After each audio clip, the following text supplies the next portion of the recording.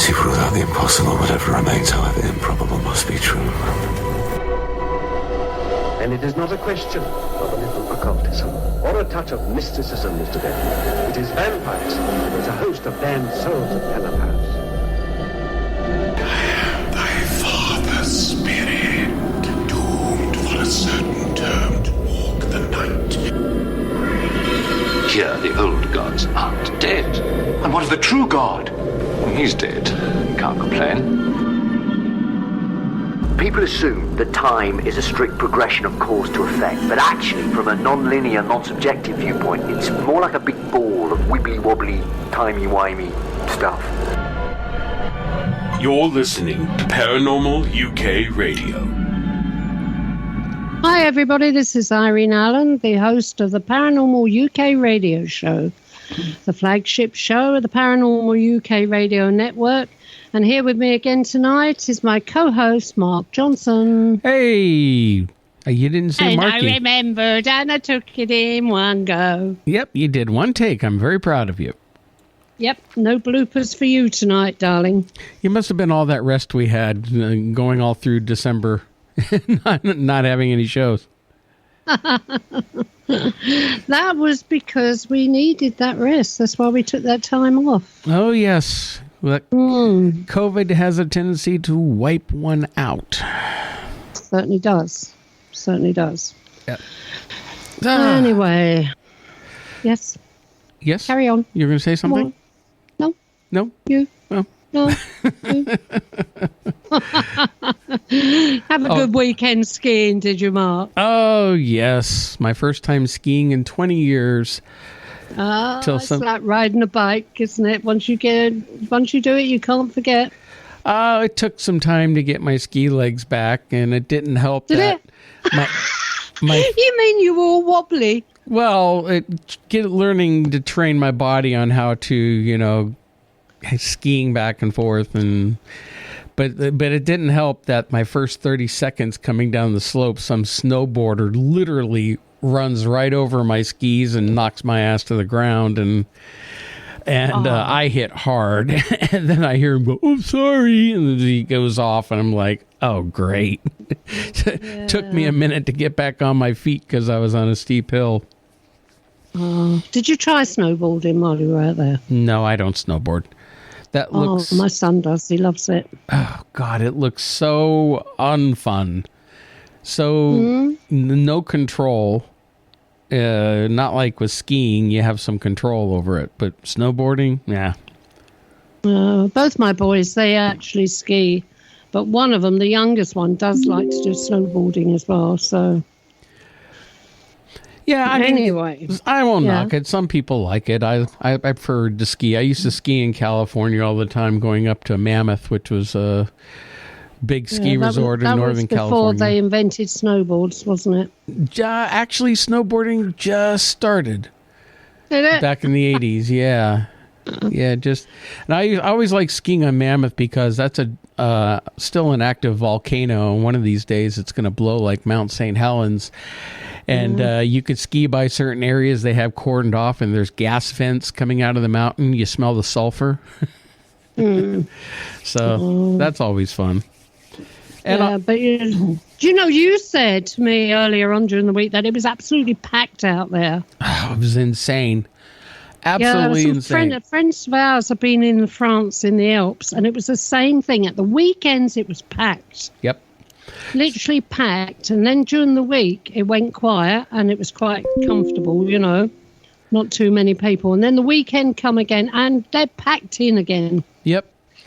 I mean, I'm scheduled to go away again the weekend after next. We're going up to Lake Placid, in upstate New York, for a ski weekend. And it's supposed to snow while we're up there, but I just really hope it's not going to be as crowded. Because I'm not kidding, there were thousands of people there. Yeah, I know. I saw the photograph. Yeah. So, oh well, what can you do? We'll try to have fun.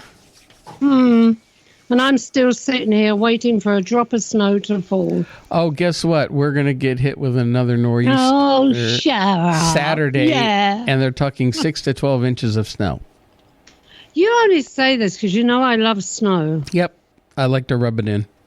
Yeah. And just recently, in the last few years, there's been nothing. Nothing but a sprinkle if we're lucky. It's all that global warming. I couldn't even make a snowball, let alone a snowman with the amount of snow that's landing in the garden at times. Well, hopefully you'll get some here before the winter's done. Still got 2 more months. I think I'll have to go up into the Italian Alps. There you go. Yeah. Okie dokie. Well, should we get on with the show? Yep, go on then. Okay. So I do the introductions then. Yeah. Okay. Well, don't keep a monkey and do it yourself, do you? Bite me. Anyway. I'm joking. Sorry. Anyway, we want to welcome our very special guest tonight. Is an author, a healer. She's the author of the book Whereafter, and Where Do Our Loved Ones Go After They Die? She has also had her own near-death experience and has moved on from there into all sorts of healing, shamanic practices, lots of different things that we would love to talk about. So we want to welcome Mariel Forde Clarke to the program. How are you tonight, Mariel? Well, very welcome to you, Mark and Irene, and thank you so much for having me. It's a great pleasure, and I'm looking forward to whatever unfolds. Oh, well, be prepared. Mariel. If you're... Sorry, Mark. Yes, my angel. Yes, my angel. Do you think you'll get snow over there? Because if you're getting snow over there, I'm coming over. Oh, well, I'll have a little, as they say in Ireland, I'll have a little cot ready for you, so, Irene. Okay, lovely. Okay, sorry about that, Mark. No, carry on. That's quite all right. So, Mariel, you're the author of the book Whereafter, Where Do Our Loved Ones Go After They Die, which just came out just a few months ago, right? That's right. It was officially launched in the end of August, just the end of August there last. So if you could tell for our audience a little bit about yourself, and we'll work up to where the book, how the book came about and your own near-death experience. But tell us a little bit about your background. Okay. It's like that, being Irish, we're very curious, and I come from a very psychic family. My grandmother was very psychic, and she had seventh son, which was doubly gifted in 2 generations of the family. And my young brother, who passed into the light in 2002, he was extremely gifted and extremely psychic, who even preempted his own passing. So I was always very in tune with the multidimensional energies that's out there since I was a child. I was always talking and communicating with angels and guides and nature elements, but I didn't realize until much, much later, as I was going to secondary school, that not everybody was seeing and could hear what I was seeing. So like that, and like my grandmother did in times past, kept it a secret, because in Ireland that time you'd be perceived as away with the fairies or a witch. So my grandmother, I suppose I learned very early on from my grandmother, I understood why there was such secrecy. People would come in the back door to her. They would have their healing and their reading, and then they'd slip out the back door again. So it was a constant, like a conveyor belt, in the back door, out the back door. So I didn't wonder at this, but it was when I was in secondary school that when they started talking about universal energies and people seeing angels and talking to people that were not there, talking to dead people, I just kept my mouth shut, and I didn't say, well, I can commune with angels, I can talk to my angels, I can see them, and I can feel energy, and I know when things are about to erupt or explode, and I know when to get out of a place on time. And I just kind of kept all of that very private. And then when I was about 15, 16, I had my first spiritual experience. I had an incredible spiritual experience with Mother Mary. And while I was reared Catholic, I was always, my mum and dad, while they were brought up with the huge, strict Catholic upbringing, they really didn't impose it on seven of us. There were seven of us in the family. So I'm very grateful to that, from that, that I didn't have to take on a persona that didn't sit with my energy. Mm-hmm. And when I was, as I said, 15, 16, I had this huge, incredible spiritual experience with Mother Mary. And that experience with her has lasted me my entire life. And Mother Mary is one of the ascended masters that continues to work with me, with my work, be it in the healing field, be it with the death and dying process, because I'm also a spirit midwife where I assist the dying as they are about to make their transition a few days beforehand or hours beforehand. And that's a very humbling, most humbling place to be, to witness this. And then I, just to add insult to injury, I decided I was going to study the sciences. So I went off and I went to college and I studied science and I became a serologist, and didn't give too much credence to my spiritual side.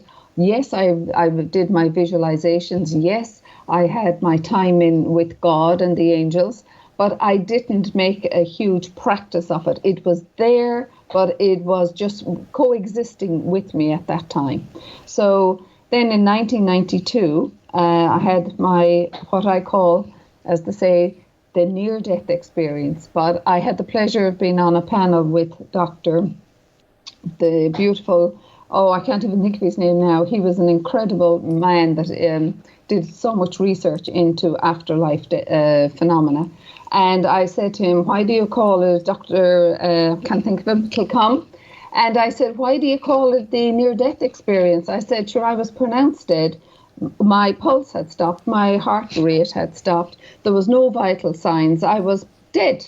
And he said, well, my dear, he said, now, he says, in the last 100 years, he said, we've had so much advancement in medical interventions that more people are being resuscitated and brought back to life. So that's why they have the near-death experience. But my near-death experience in 1992 was phenomenal. Of course it was. But like that, I didn't talk about it.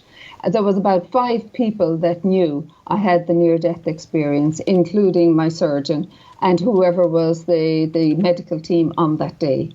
And I kept it very much a secret because, like that, I didn't know anything about the near-death experience. I didn't know anything about reincarnation. And it was like I didn't want to be perceived as maybe losing it or going mad. So I kept that very, very quiet. And it's only in the last few years I have started to talk about it and eventually write the actual experience in Whereafter. So, and at that time I was very much involved with the sciences. So I didn't tune into the near-death experience that much until I had another beautiful vision that I needed to be on the other side again 3 months later. And that time in Ireland, Mark and Irene, I don't know if you're familiar with the Irish culture at that time. You know, if you had a very unhappy marriage or if you were, if you were violated, there was no way out. Yeah. You had to stay in your marriage. That's right. And yes, and it was, this cliche was, you made your bed, you must lie on it. Right? So rather than bring shame to family and shame to myself, I just lay on that bed. But as I was going through the surgery in 1992, they did tell me that I had advanced cervical cancer. And that advanced cervical, I didn't bat an eyelid. I just said, okay, this is one way from, and they said it was very advanced and serious. And I didn't care about the cancer. I just wanted the pain and the heartache of my broken marriage just to end. And there was no way I was going to confess to anybody or any member of my family that my marriage was on the rocks. So 3 months after my death experience, and you might like to ask me later on what happened during that near-death experience. Well, that's what I'm going to ask you. All right. Well, would you like me to talk about it now, or no? Go carry on with the 3 months after. Okay, so 3 months after, I just wanted to go back to that lovely place that I was in 3 months earlier with my death experience. And I decided I was going to end my life. And ending my life, I'm sure you've heard of the dark night of the soul. This was my dark night of the soul. I did not give a moment's consideration to my 3 beautiful children that were lying asleep in their beds. I just wanted the darkness, the pain, the fear, the anguish. I just wanted rid of it. And I knew I had found that beautiful place 3 months earlier in the near-death experience. And I was going out the door at around 2 o'clock in the morning to end my life. And there was in the city in Galway. And if you come, Irene, I'll show you this lovely bridge. And in the city, you drive under this bridge. And then that time it was just open sea where the ships would come in and dock, or the boats for cargo. And it wasn't protected at that time. So my idea was I was going to just rev up, come under the bridge, put my foot on the accelerator and drive straight close my eyes and straight into the sea. Yeah. So as I was about to do that, as I was about to leave this world and leave my home and my babies, the same hand that I saw and that stopped me when I was on the other side for going further into the afterlife stopped me, and my father's face appeared on the door.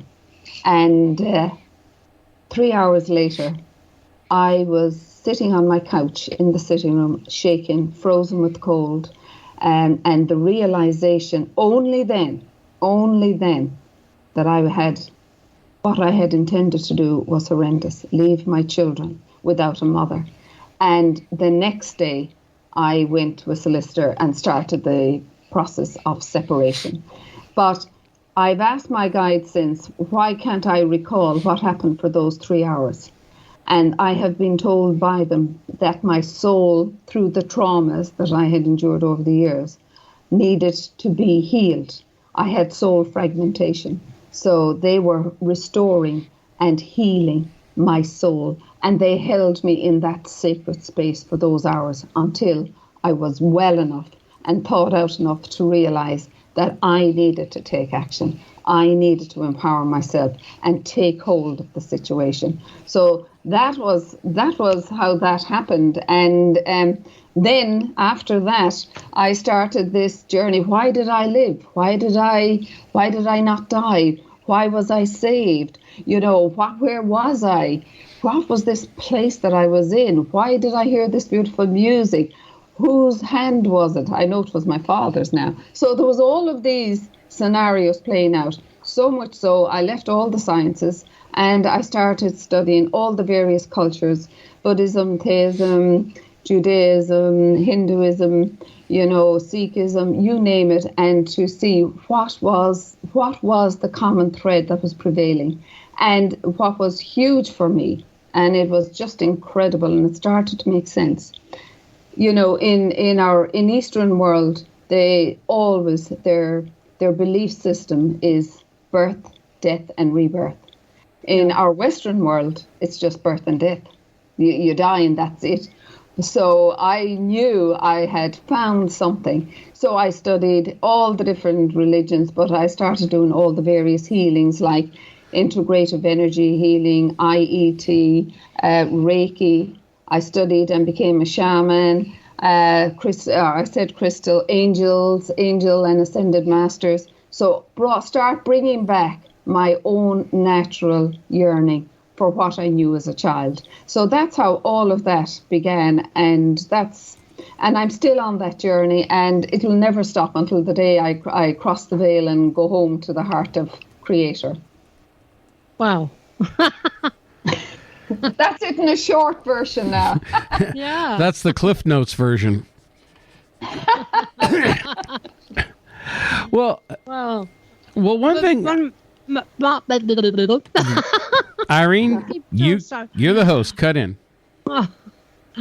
No, I'm sorry. So, we were going to get back to what actually happened in 1992 when you died. Okay. What did you see? Yes, and that's just an incredible vision and presence that has never ever left me.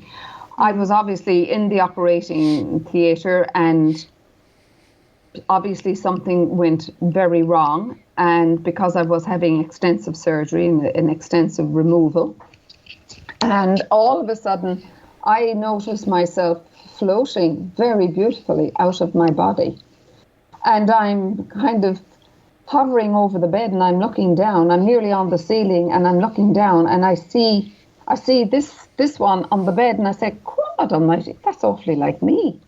And I didn't know what all the fuss was, and there they were. I remember seeing the anaesthetist exactly where he was sitting at my head, and I remember all the nurses around and the doctors, and they were there desperately, frantically trying to resuscitate me. And as that was happening, I was pulled into this beautiful whirlpool of light. It was just incredible. I was sucked into it. It was so precious and beautiful. And it was like I was part of the universe, and it was part of me, and we were one. And this beautiful energy of peace and of love and of total bliss was surrounding me and holding me. I was held in this sacred space. And then the most beautiful music that I had never heard since was just holding me in that essence of undiluted love. It was so beautiful. And I was in that space. And the peace, the love, there was no fear, there was no anxiety, there was no thinking of tomorrow. There was nothing. There was just that moment, and it was heaven. And then, as I said, I started being pulled further into this vortex of light. And that's when the hand, this big hand, came out through this golden light and said, it was like a stop sign that said no. And then that's when I remember being pulled back into my body, and then listening and hearing somebody saying, she's back, we've got her back. So that's what happened that day in smaller detail. And it's just an incredible thing that has stuck with me all my life, and it will. And I suppose for me to realize that the answer that I was to end it all was not a right answer. It should have been something I should have had the courage to talk about and say I wasn't happy, my marriage had failed, and.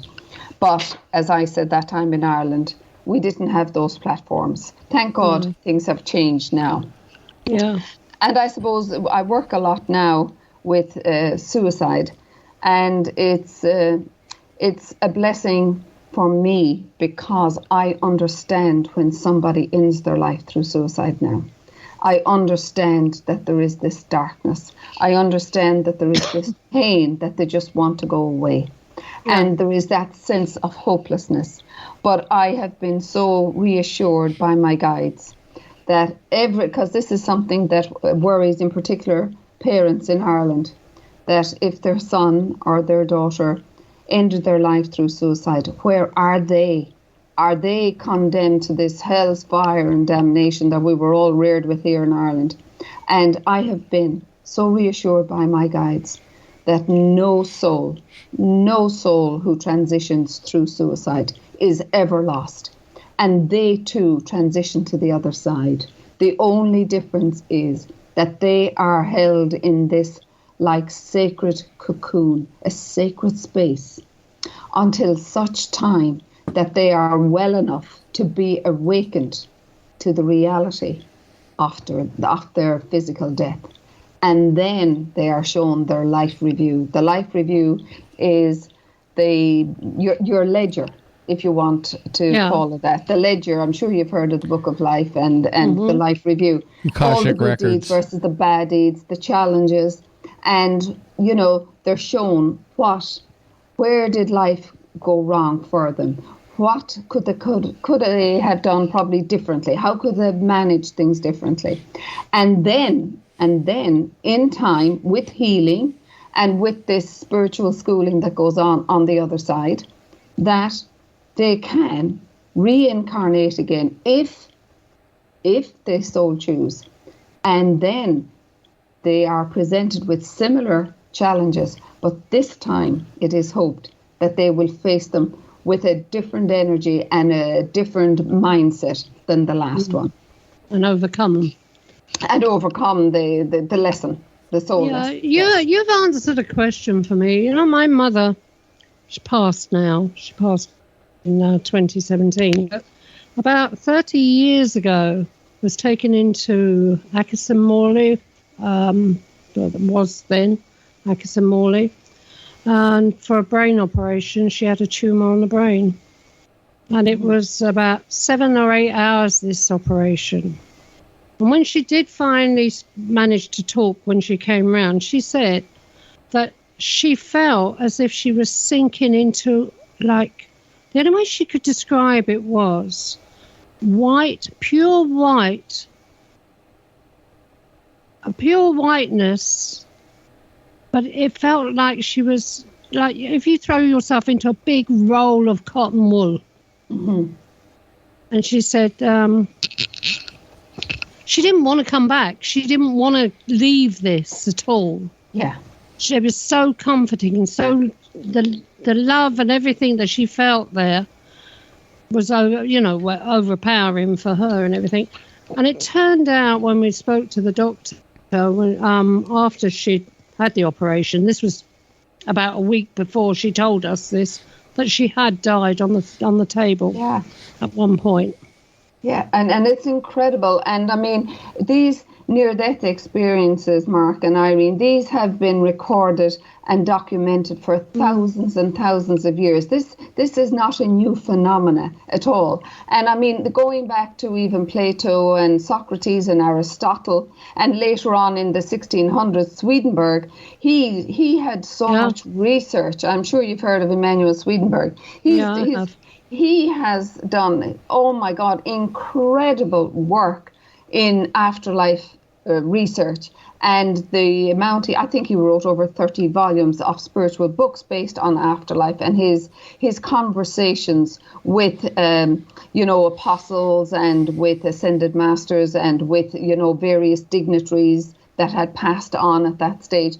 And this guy was no wilting violet. Like, he was a statesman, he was an inventor, he was a mathematician, he was a physicist, you name it, he was all of these things. So he wasn't for the faint-hearted. Like, he was a highly, highly intelligent man, and he was one of the only physicists that mastered all the sciences in his lifetime. So when he started having these conversations with spirit beings from the other world, or for the afterlife, or from the heavens, whichever you'd like to call it. I mean, he was 55 when he started having his spiritual experiences and his spiritual awakening. So, I mean, when you go back even that far, and even Einstein, and I love Einstein because I studied Einstein a lot, Einstein believed that there was a supreme intelligence that prevailed this entire universe, and it was far, far beyond the comprehension of man. So he was another great physicist as well. So, and he believed in the God principle, and he believed in an afterlife. And, he wasn't the only one. But then again, when we're talking about afterlife here, I'm sure you've heard of Dr. Eben Alexander. He was the neurosurgeon in the States who had severe meningitis and was pronounced dead on his bed. And he had this incredible journey to the other side. And he talked about meeting this presence, this like angel that was journeyed with him into the inner planes, where he was shown the schools of learning, the halls of wisdom, the healing temples. And I mean, this guy was a neurosurgeon, and he believed in absolutely nothing but qualitative science and what could be analysed and what was factual. He did not believe in anything. He was an atheist, and he didn't believe that there was life after physical death. And his journey to the other side, when he came back, it took him a few years to write his book, Proof of Heaven. But when he came back, he had to put his hand on his heart and say, there is a God, there is an afterlife. And that consciousness, and I suppose this is the huge thing, consciousness survives beyond the physical body, and it survives beyond the physical brain. And I believe that. Yeah, and Dr. Pin van Lommel, he's an amazing doctor who has done huge research into near-death experiences with hundreds and hundreds of patients over the last 3-4 decades. And he can categorically, scientifically say now that something beyond the brain exists, and it's a consciousness, because people who have had the near-death experience, like myself, they can recall vividly, even though they've been pronounced dead, all neural signs gone, no pulse, no heartbeat, nothing. Still, they have vivid recall of who was in that operating theatre, who was around them at the time of the accident, who said what, and the music that was playing at the time, the conversations, what was injected into their lines to bring them back. So all of these have brought huge attention, say, to the likes of Dr. Pin van Lommel, who's the Dutch cardiologist, and who has categorically stated that consciousness, there is a universal consciousness that is outside of the body and beyond the human brain. So all of this is, I mean, for anybody that might be skeptical about death and where they might be going, or sitting on the fence, there is huge evidence in the direction of afterlife. And even going back to Dr. Brian Wes, who studied the whole phenomena of reincarnation and did not believe in reincarnation. He was president of the psychiatry unit in some part of the States. Yeah. And his 27-year-old girl called Catherine presents to him. Everything else has failed. And he starts doing past life regression with her, and the journey that unfolded, and the things that she spoke about her past lives. And that time we had no Mr. Google. So Dr. Brian and I had the pleasure of studying with him after many years ago as well. And he's an amazing guy, beautiful soul. But he used to have to validate what she said through looking up history books and dates. And everything that she said was totally factual. And then one day, Irene, what actually happened, he was sitting there doing his usual regression with her, and all of a sudden, Dr. Brian's son came through, and nobody had known, bar a few very close members of Dr. Brian West's family and his wife, about their son and the circumstances of, he was a young boy, and the circumstances of his death. And when this young girl, Catherine, when she spoke exactly what had happened and knew, then he went from skeptic to total believer. So there is incredible facts out there, and they're scientifically proven, and now they're medically proven. And, spiritually, we've been proven those for a long, long time. But to have the scientific and the medical merging together and showing that there is an afterlife, that there is something beyond this earth plane, that is phenomena. That's true. Yeah, very much so. Yeah. Mark, you wanted to say something? Well, the one question I had about your own near-death experience is you traveled and you were going through this tunnel of light, but yet the hand stopped you from going. You did not encounter or converse with any other beings or entities during that time?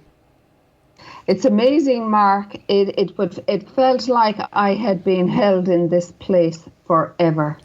It was like, it was this light. It was this incredible light that I was bathed in.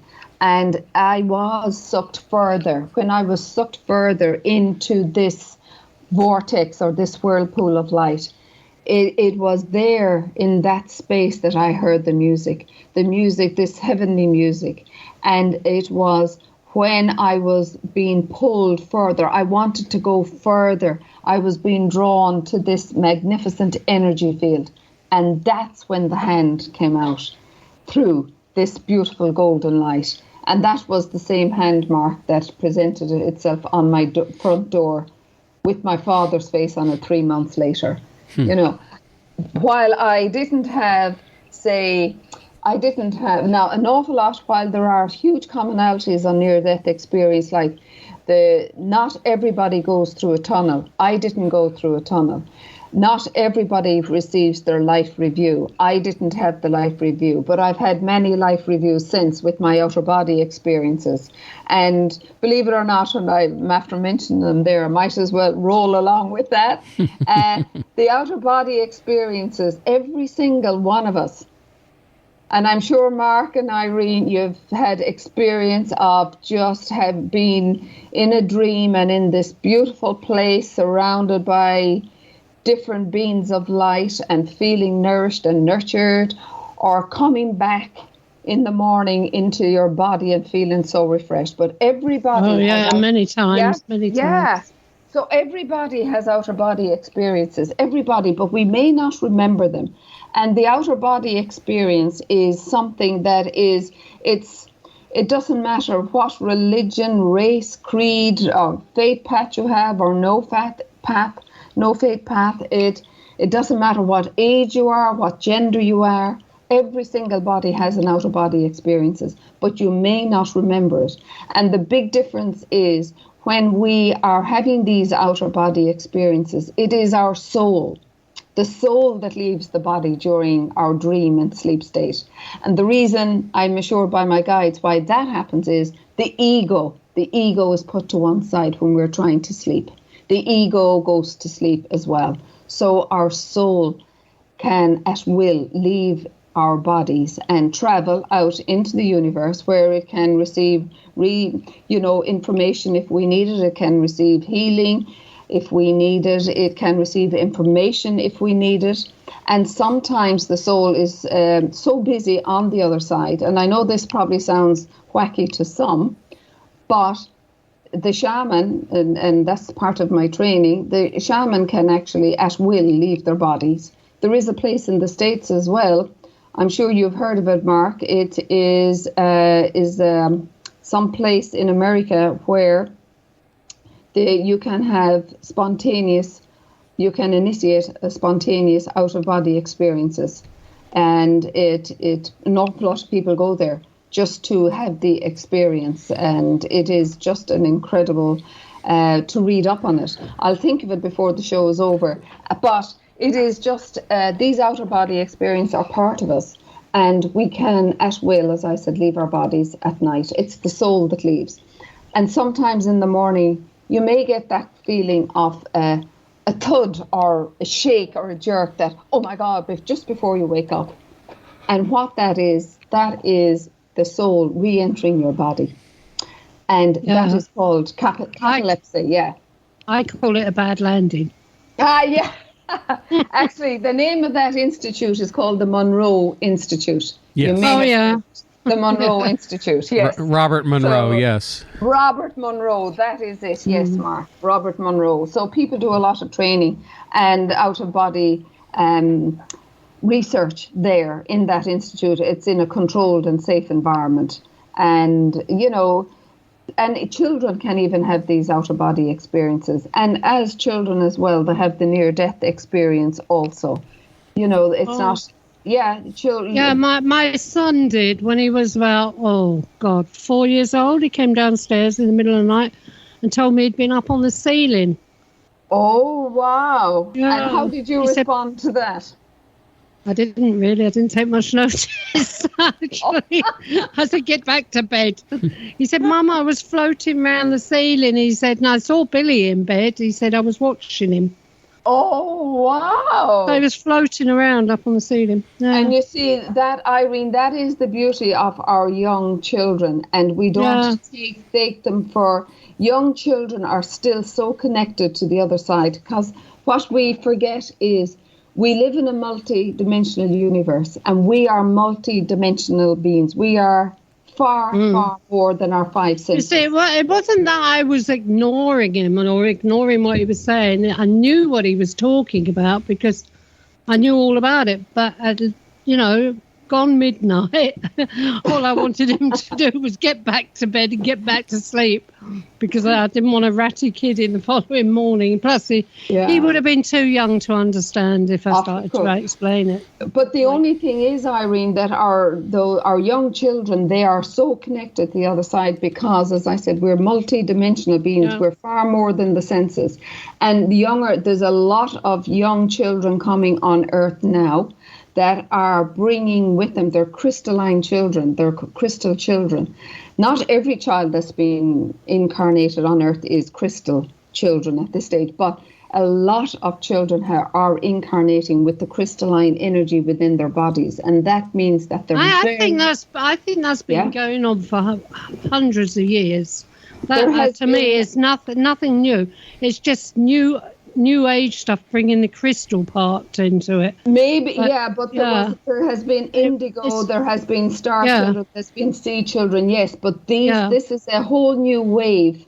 This is a whole new wave where their energies are totally pure. They have never incarnated before. That is the difference, Irene, this time with this wave of children.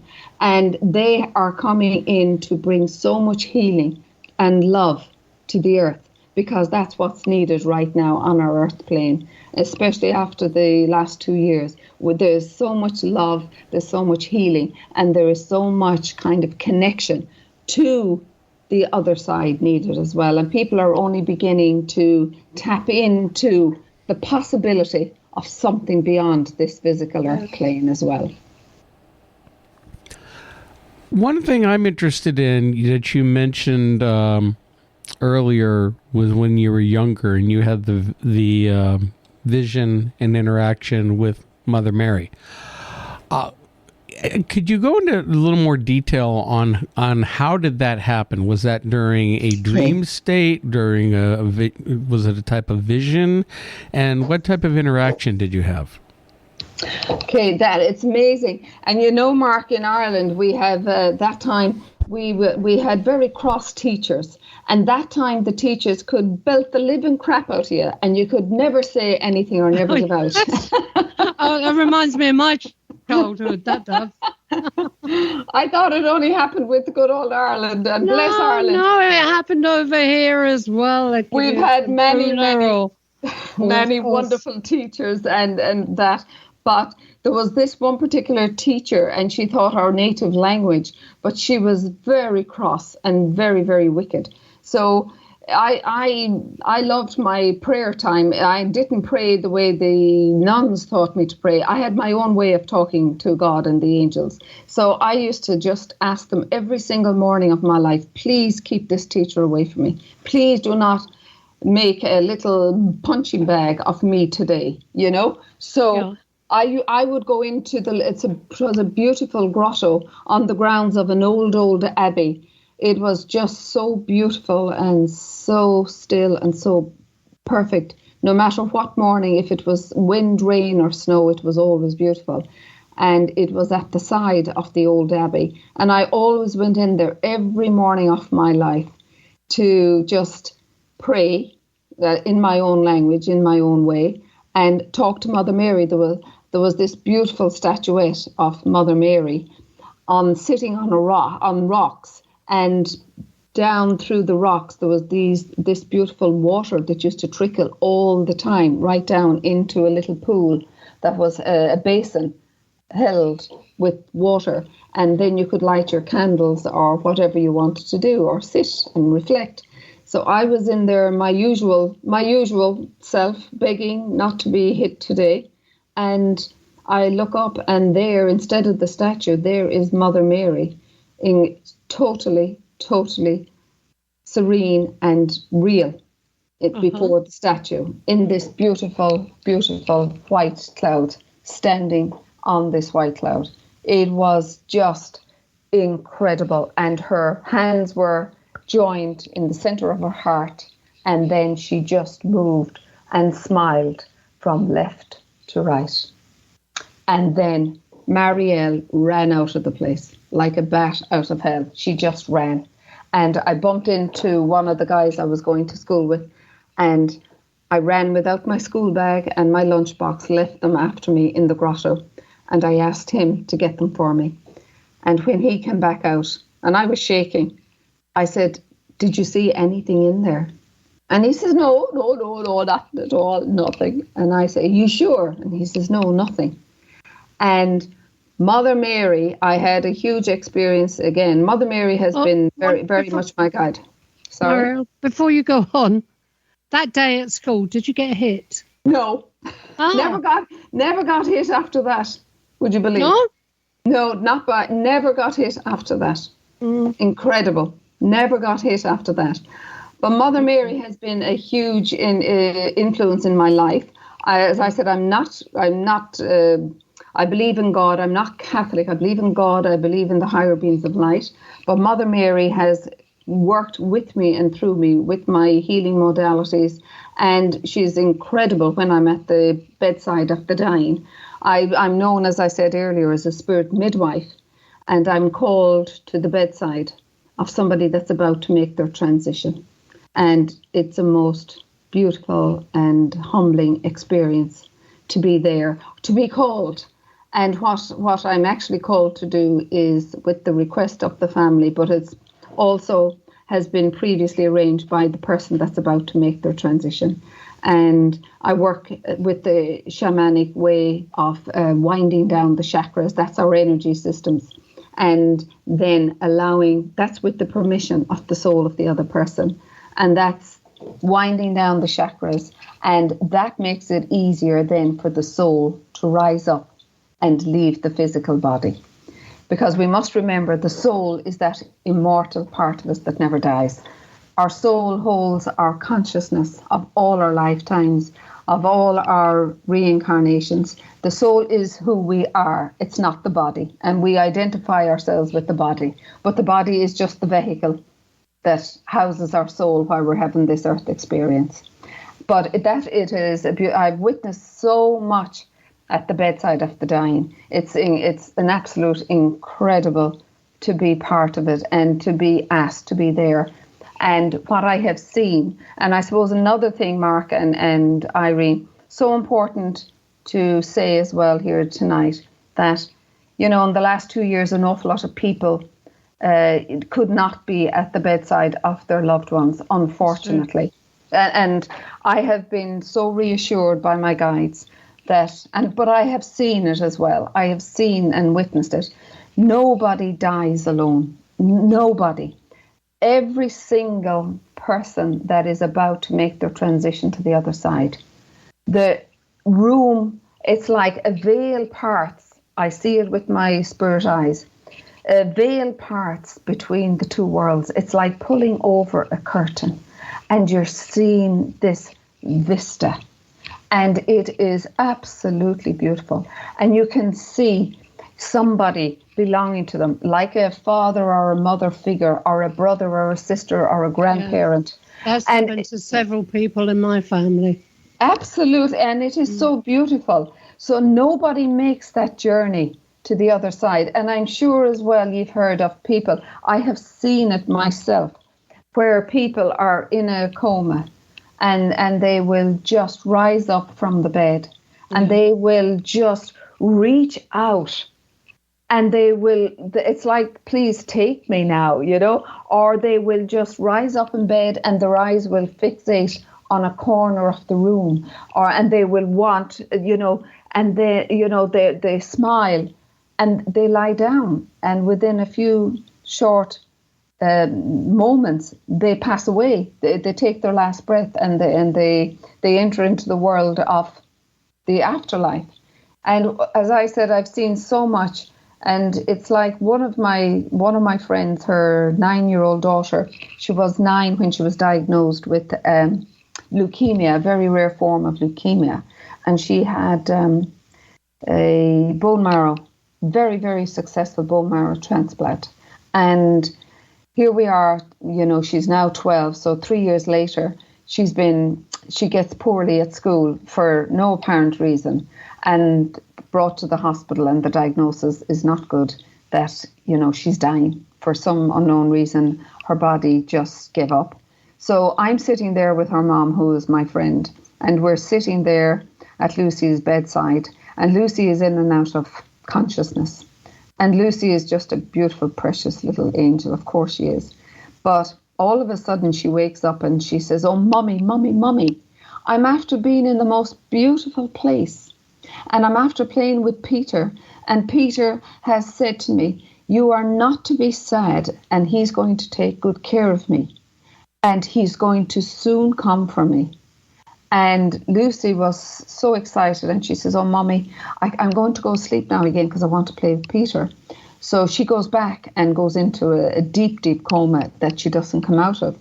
But the ironic thing about it is my friend never had told her daughter, Lucy, that she did have a brother called Peter, but she had never met him because Peter had died 3 years before Lucy was born. So, that gave her huge impetus to believe that her little daughter was playing with her brother on the other side. And our loved ones do grow on the other side. I've been shown images of people that have died very young, and they grow to about the age between 30 and 35 or mid-30s. And if they are old when they pass, they go to the age of around 30, 35. All impediments that they ever had, if they had disability, or if they had eyesight problems, or if they had walking problems or hearing all of that goes, because everything on the other side is in divine perfection. You're saying that I had a niece that died at 6 months old, and sometime after that, she would have been about 10, I saw her. I saw her. Yeah. And I knew it was her. I recognised her energy. I knew it was her. And she took me on a journey to a place where she told me she was learning. Mm-hmm. Okay? So, place where she told me. I remember going down like a long corridor with her. And she was barefoot, and she was just running ahead of me. Mm-hmm. And I was trying to keep up with her. And she took me into this room where she said she was learning. But there was nothing there except whiteness. And everything that she was learning was being absorbed out of the atmosphere into her and into me at that time. Oh, wow. Oh, that's incredible, Irene, to have experienced that. Because I do experience some weird stuff. Wow, no, that's not weird. That's very spiritual. That's extremely powerful and spiritual. And it's lovely to be connected to that energy, because we are all connected to that same universal energy. We're all part of that whole energy field. And what you're saying about them actually growing up, yes, they grow up. Obviously, they grow up, because Leanne went over when she was 6 months old. And I saw her when she was about 10 or 12. Wow. Round about that age. She had long blonde hair. Yes. She was a beautiful child. And the same thing happens as well, Irene, to bless anybody like myself that miscarried at a very early stage, miscarried or had stillbirth, or babies that, bless them, that they make their transition very quickly after coming on earth. all of those babies, all of our babies, they are nurtured, especially a miscarriage or stillbirth. They are attended to by spiritual midwives on the other side. And they are cared for and nurtured, and by members of family that have passed. And they grow in the spirit world. And there is schooling, there is learning, and that's what the other side is about. It's a place of progress. Just because we transition there doesn't mean that we stop learning. It's all about the evolution of our soul, and our soul is always anxious to gain more knowledge, more information, so that we can grow in divine perfection until we reach that ultimate stage of illumination. Yeah, but learning over there is not like it is here. It's not a desk and a pen and in a class. Well, I'm delighted. It was the knowledge. Yes. The knowledge. What was being taught was literally exuding out of the atmosphere. Absolutely, and it was being telepathically being absorbed through your energy field. Yeah. And that is just an incredible thing to witness. And I have experienced that many, many times. And then you see, Irene, that was the difference. You had, we have huge after-death communications, and loved ones are always anxious to try and contact us when they have made their transition to the other side. And, they try very hard to, soothe our grief and trying to get through to us. And the only way they can get through to us like that as well is like when we're having the outer body experience, is when we are during our dream and sleep state as well. And sometimes we'll have a dream. We'll dream of something, and we have kind of a scruntled idea of what it may have been about. But the difference when a loved one meets us in our dream state, it is like we have huge, vivid recall. We have absolute vivid recall of every detail of what actually happened, like you had now with your niece. That, you had vivid recall of how she looked and what she wore in her hair. I can still see her now. Yeah. Yeah. So, and I mean, that is, it's just beautiful. And those are visitations. Those are what are called actual visitations. And those are real. Those cannot be disputed. They are, and they give huge comfort to somebody who's received visitation from their loved ones on the other side. And it happens all the time. And they try and communicate through music. If there was a particular piece of music that you shared together, that music, you could walk into a restaurant or you could walk into a bookstore, and all of a sudden that piece of music is playing. You say, oh my God, that's what my husband loved, or that's what my wife loved. Or you could see some acquainted with butterflies or birds. They're what I call the angel calling cards. And there's different ones for different people. People know the signs. But then the other thing is, Irene, if you're too emotionally raw and with grief and with pain, that grief can block the heart center, and therefore they can't communicate. Your loved one isn't able to get through because you're too distraught with grief. And then what sometimes happens is your neighbor could get a message for you, or your sister or your brother say, by the way, your husband was here last night. He told me to tell you such a thing. It's incredible what they can do. They have the power to really, really help us on this earth plane. Yeah, that's certainly true. Certainly true. And I've had quite a lot of experiences in my life, I tell you. Yeah, and I mean, when you go back to the likes of the after-death communications, like with the neurosurgeon that we spoke about earlier, Dr. Eben Alexander, and then Emanuel Swedenborg, and the likes of Einstein, Aristotle, those are people that are huge, iconic people in our history, and they had full-blown communications with the other side. Yeah, yeah. That's what my life's been like for the last, God knows how many years. But isn't it amazing? And do you do a lot of meditation, Irene, to find yourself? No, I was, I don't know, how would you explain it, Mark? Born with it? Yeah. She'll get downloaded information, or she'll zone out and go into different states of consciousness, but she never actually has to sit down, and try to get into a meditative state. It just happens. Sometimes that happens when she and I are even talking, and next thing I know, I'll realize it's not her I'm talking to. Yeah.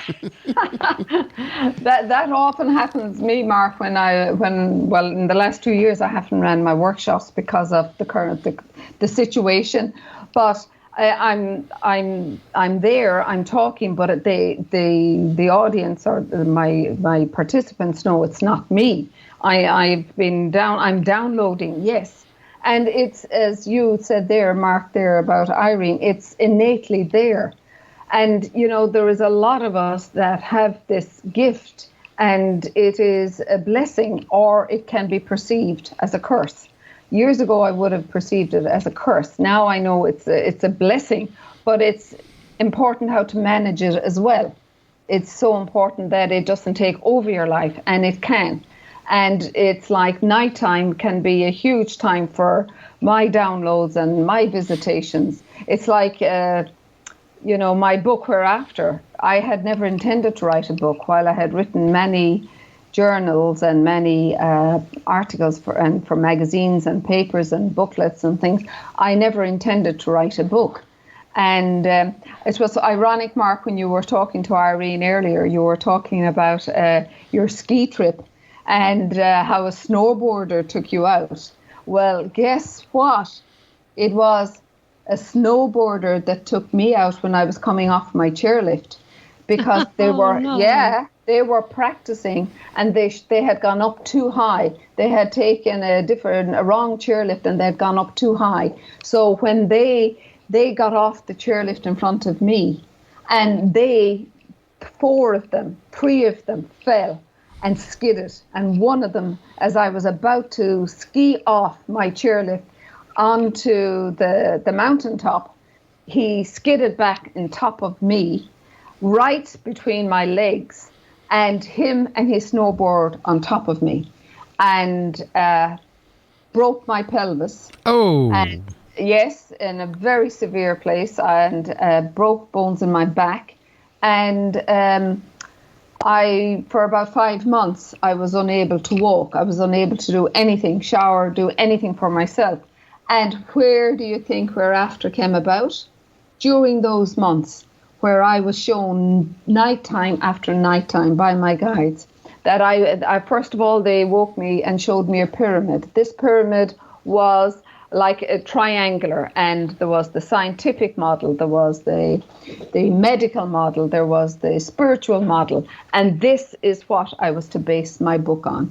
I was to bring in all the sciences, I was to bring in all the medical experience, and then my own experiences with clients throughout the years.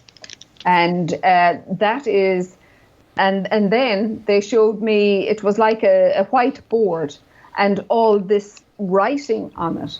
And then I said to them, okay, guys, I said, hold on a minute, there's no chapters, actual chapters. They said, no, I was doing it in 3 parts. I had to do it in 3 parts. And that's how Whereafter came about. And it is, I have to say, it is so easy to read it, and it has been a huge comfort to those that have lost a loved one.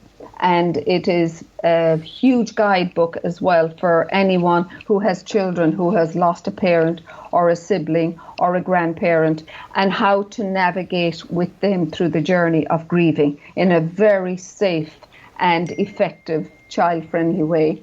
And then, as I said to you earlier, there is a huge piece on suicide and demystifying the whole thing about suicide and blaming and shaming. No suicide is ever the fault of another, and nor is it the fault of the victim either. And then there's a huge thing on love and forgiveness, because forgiveness is a huge thing. And that is, funnily enough, guys, when I'm sitting at the bedside, maybe a week or so before somebody's about to make their transition. First of all, it's all the regrets they have. The regrets that they have, that they didn't do such a thing. or I didn't say I'm sorry, or I didn't say I love you. And there is that window of opportunity at that stage when they're still conscious and when they're still able to verbalize their feelings, that family can make peace with each other. And I've had witnessed incredible experiences with people who made up just days and hours before they made their transition to the other side. And it's about forgiveness, because what does forgiveness do? It just erodes your energy field and it poisons it with toxic overload. And then we become ill. And that is why we need to release and let go and let God take charge of it. Because if we carry so much anger and bitterness and resentfulness, it eventually squeezes the life force, the chi, out of ourselves. And that's when we become stagnated, and that's when the energy gets blocked, and that's when the physical body manifests something ill, like an illness within us. So love and forgiveness is huge as well. And, you know, whereafter has the outer body experiences, the near death, it has all of that will help people to navigate. And for anybody that's very skeptical about the other side and saying that one is talking absolutely rubbish, well, you know, I don't think anyone will think that. But that is okay, because there are people who do not believe, and that's okay too. But there is enough proof from scientists and doctors who didn't believe in an afterlife, in whereafter, to show, look, if these people, these renowned, significant, prominent people, are now believing in an afterlife, there must be some proof in it. And one other thing, there is an amazing man by the name of Dr. Victor Zamat, and he was based in Queensland, and he was a High Court judge.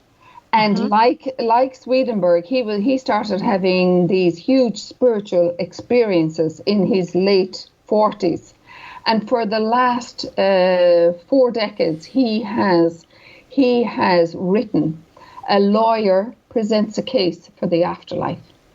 And he has offered $1 million. It's held in a safe in some bank in New Zealand for anyone, any doctor, any theologian, any physicist, anybody who can come along and prove that there is no afterlife. No. And that offer was put in 2002, and it ends in 2025. And to date, nobody has been able to prove the challenge. No, there seems to be plenty of proof for it, but nothing against it. Absolutely. That's the beauty of it, Irene, so it is.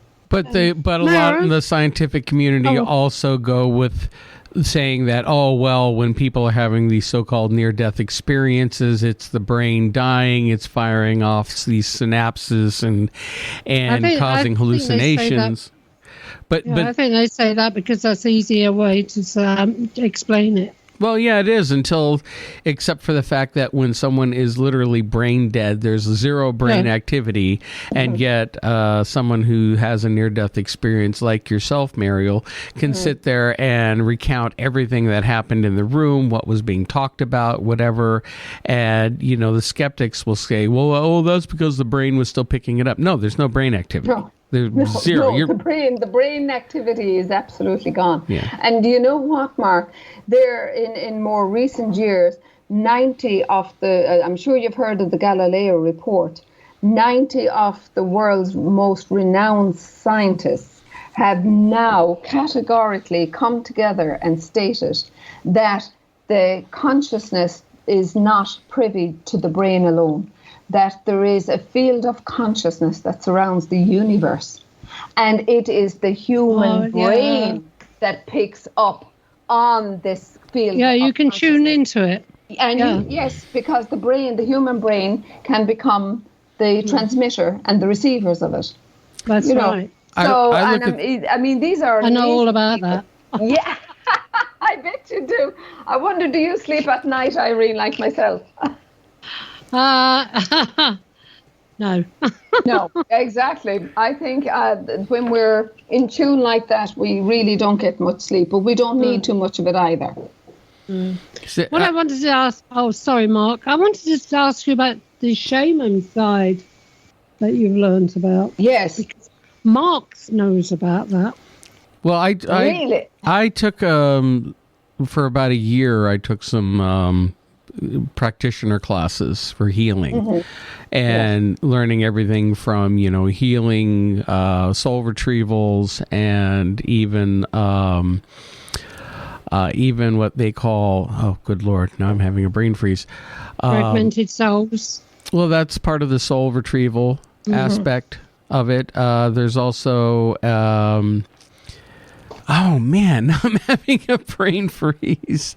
But anyway, I know that feeling, Mark. I don't know. I don't know if you're familiar with or heard of Sandra Ingerman. She's yes, okay. Yes, I did, of course. Yes, the people I trained with trained under her. So wow, yeah. So I've kind of gone through that field of training. And so I was just curious on, where you were training, where you picked up on the shamanic practicing.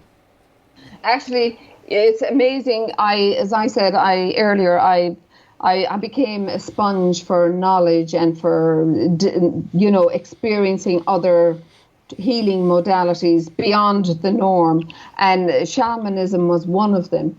And Dr. Alberto Valido, I'm sure you've heard of him. He was a wonderful shaman, and he came to Ireland, and he started up a training school in Ireland, and I trained under him. And he is just like Ingrid Bergman, an amazing shaman. And his type of training is still going on in Ireland, but you have to be very careful into whom you entrust yourself into training when it comes to soul retrieval and mastering the art of soul retrieval. And and then I was in America, and I studied under a master Qigong Sha, who was a Western medical doctor trained in Western world. And he was just an incredible soul as well. And I was actual witness to a real-life soul retrieval. Now, I've done loads and loads of soul retrieval in my clinic, but my first experience of witnessing soul retrieval happened when I was in Mount Shasta in California. And this Master Qigong Sha, he was just an amazing man and just very practical, but there was different people brought up from the audience. Now, that time there was about 300 plus in the audience. And this lady, she was a young lady that stepped up onto the stage. She was about in her 20s, and she had said to him that she had suffered all her life with severe back and neck pain, and she had major surgeries. And her last surgery, they had to put a mesh cage from her head right down to her back, the base of her back, so that she could walk and not topple over. And she was suicidal all the time. So he, with her permission, he was able to, like we spoke earlier, into the Book of Life, into the Akashic Record, Irene. And what unfolded was, she actually, in a previous lifetime, she was a male. She was a cruel, cruel executioner. And she took great pleasure in seeing people hang by the neck. And she showed no mercy. Yeah, showed no mercy whatsoever. So the imprints of her past life were now haunting her, but they were also presenting themselves for healing. So her soul had called forth that experience for her to, and this was her opportunity to redress and rebalance.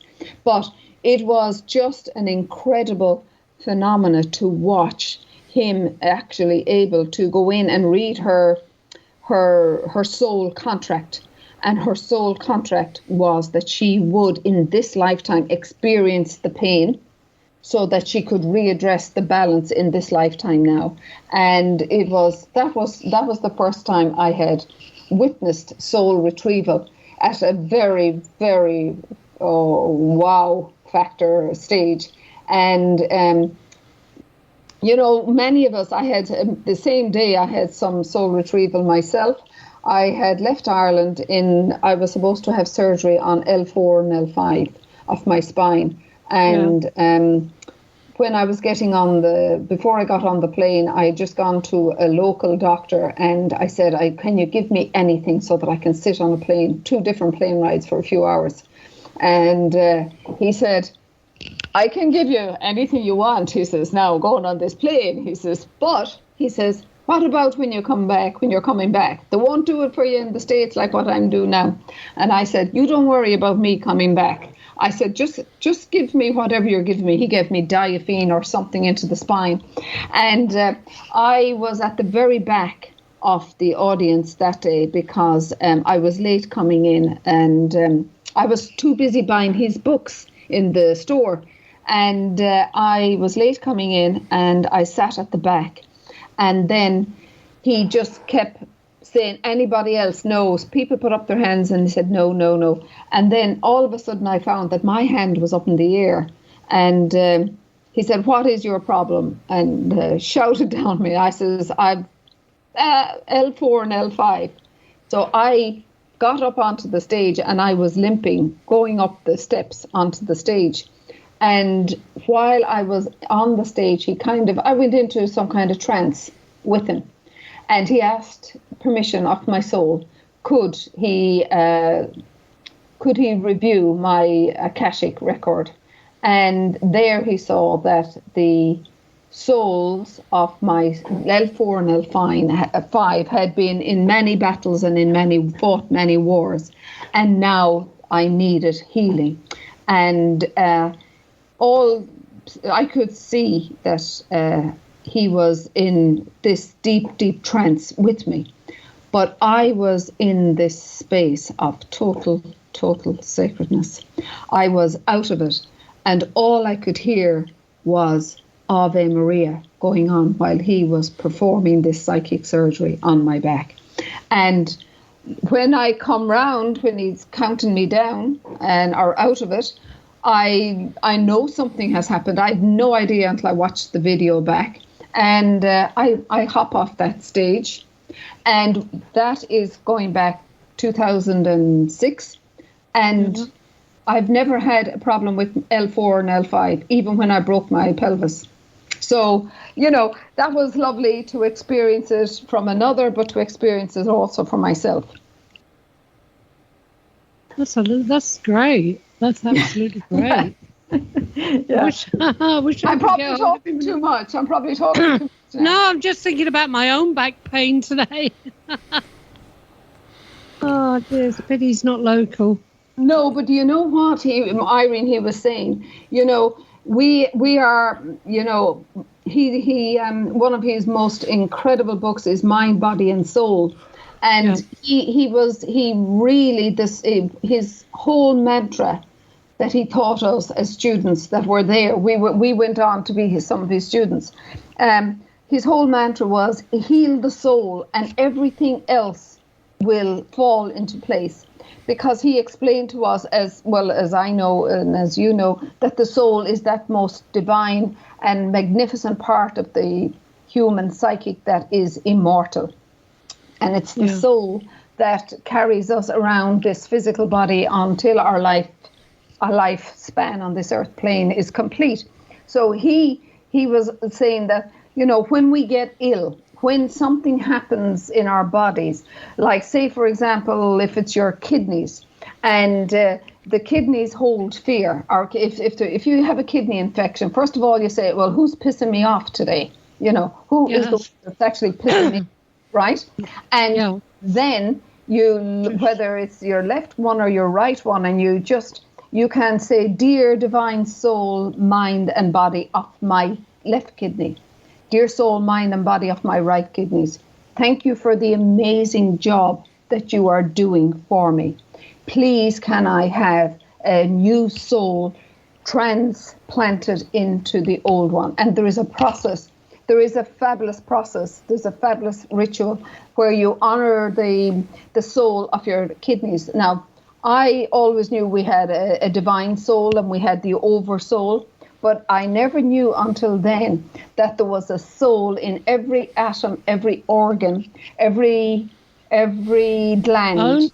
What about in bones? our bodies, in the palms of our hands, on our fingertips, in the soles of our feet, everything. Yeah. That's the soul. What about your bones?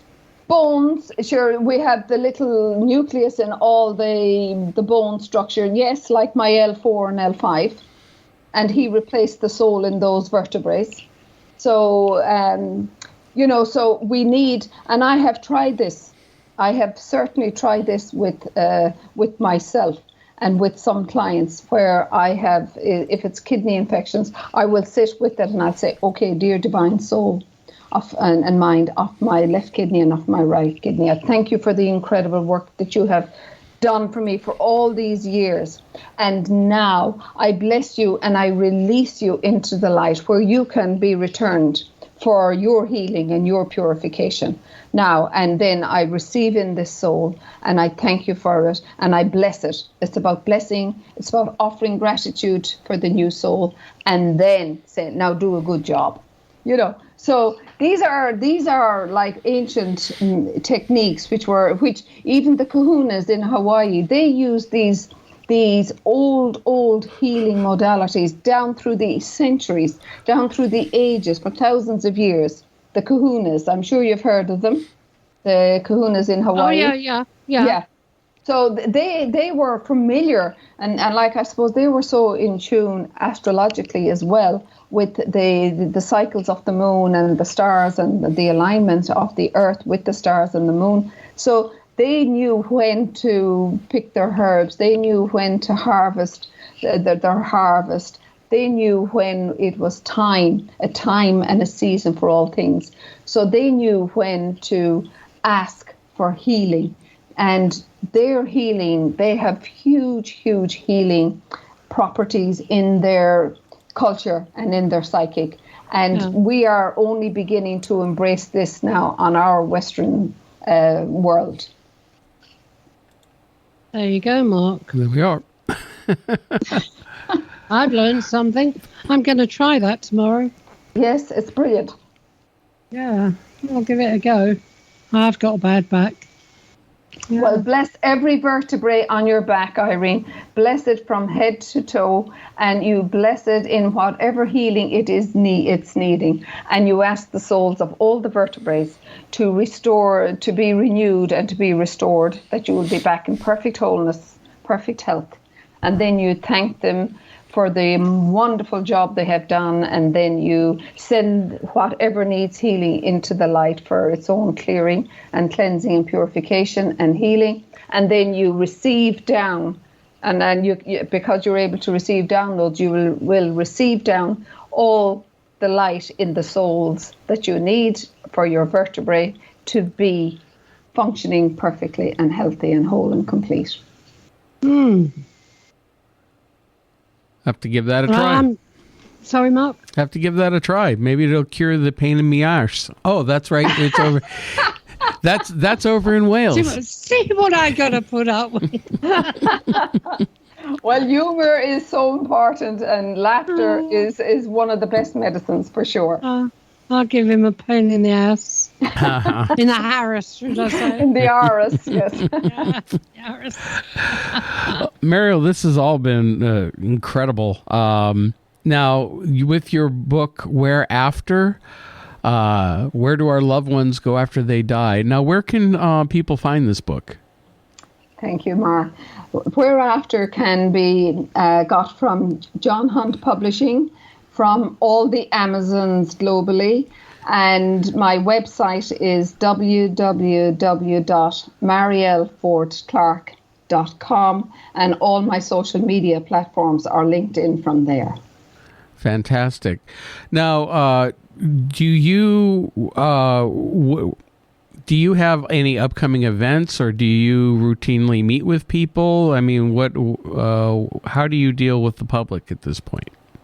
Well, at the moment, Mark, because of the last 2 years, people were afraid. So, and I like to feel the energy of people rather than Zoom. Mm-hmm. So, while I have done a lot of spiritual counselling on Zoom over the internet, I haven't done any practical physical healing as of yet, but that's all starting up in Ireland now again. So I'll be back.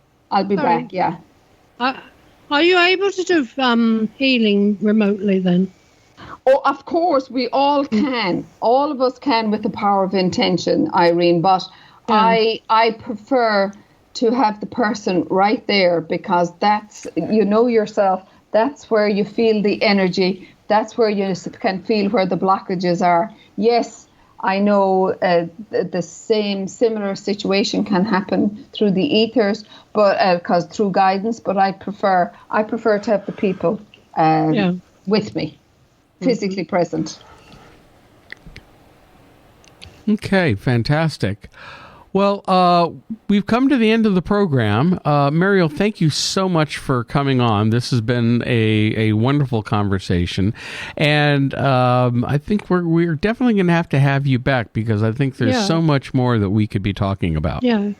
Oh, thank you both. Don't go Irene. away. Don't go. Yeah, when we finish the show, just stay there for a little while, will you? Okay. Well, thank you both, Irene and Mark. It's been a great pleasure, and I wish all of you a beautiful evening and many blessings from Ireland. Thank you very much. That's nice. And we want to thank all of our listeners for tuning in again to another edition of the Paranormal UK Radio Show, the flagship show here on the Paranormal UK Radio Network. And we will be back next week with a brand new show. With no more breaks for a while. We've got shows lined up for the next couple of months, people. So be tuned in. And Irene, where can people find us? Everywhere, people, everywhere. Well, have a great evening, everybody. Irene, you too. And we will talk to you all soon. Have a good one.